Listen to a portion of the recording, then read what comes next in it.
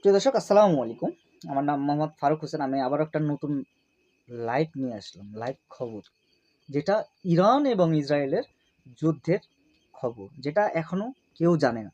ইতিমধ্যে আমেরিকার সৈনিকেরা রওনা দিয়েছে হরমুজ প্রণালীর উদ্দেশ্যে, যে স্থল নৌ এবং স্থল যেই সৈনিক তাদেরকে প্রস্তুত করে ইতিমধ্যে, হয়তো যে মুহূর্তে খবরটি করছি এই মুহূর্তে তারা রওনা দিয়েছে ইরানের উদ্দেশ্যে।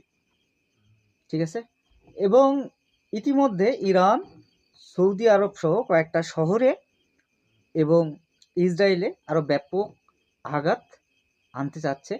প্রচুর পরিমাণ মিসাইল তারা নিক্ষেপ করছে। আমি ইতিমধ্যে যখন লাইভ দেখছিলাম একটু আগে, সিসিটিভি ক্যামেরা বা ওয়ার্ল্ড মনিটরে আমরা যখন চেক করছিলাম, সব কয়টা ডেঞ্জার জোন। আপনারা যারা টিভিতে দেখেন সেগুলো শোনা খবর।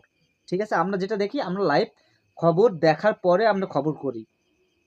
বিষয় এটা, আমরা যেটা টিভি তারা পেতে সময় নেয়, আমরা সেকেন্ড লাগে না, আমরা এখানে বসে থেকে আমরা খবর পাই। মূলত বিষয় এটাই। আর আমরা এই যে ভিডিওগুলো দেখাতে পারি না। আমরা দেখেন ভাই, আমার যদি কোনো আরো টিম থাকতো, তাহলে আমি তাদেরকে বলতাম যে একটা কাজ করো, তোমরা সিসিটিভি ক্যামেরা সাইটে ইয়ে করে নাও।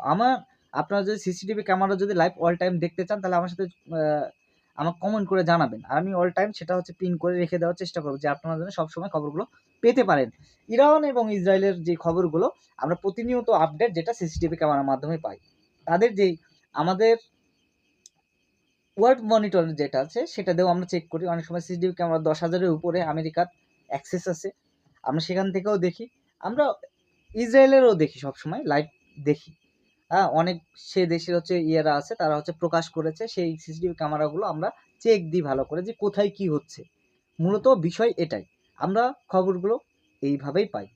সবাইকে ধন্যবাদ। সবাই ভালো থাকবেন, সুস্থ থাকবেন। আল্লাহ হাফেজ।